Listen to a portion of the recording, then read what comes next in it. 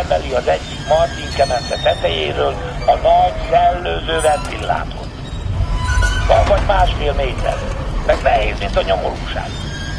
Kihozza térre, és felteszi mögéd a targoncára. Ha jelez a darus, akkor jössz te. El kell vinni a ventilátort a karbantartónak.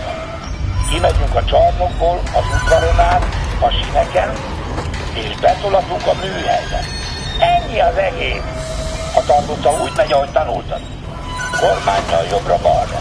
A bal kezednél, a karral meg előre-hátra. Jó? Meg vagy? Akkor kezdtem. Már jön a darú. Figyeljél, mert most fogja a platóra tenni a ventilátort. Helyjedj meg! Na, benn van a motyó. Intett a darus.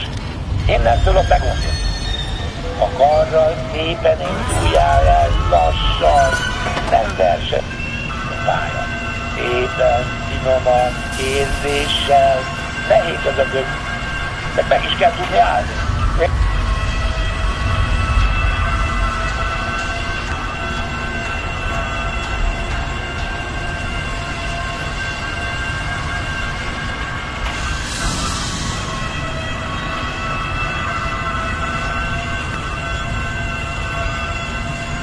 Minden. A salakot kell nyitni.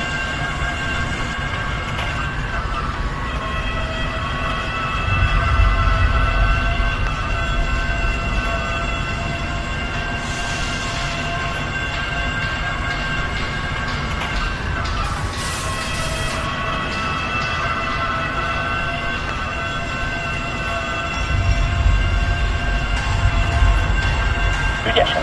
Vonatot engedel. Jól van, mehetünk tovább.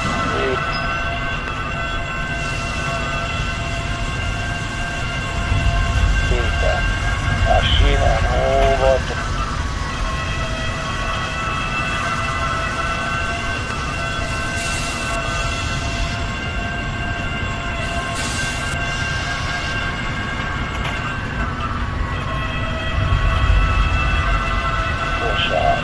Na, itt megállunk és betolom.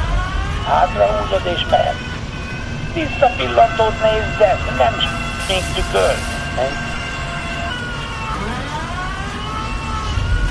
Még, menjél.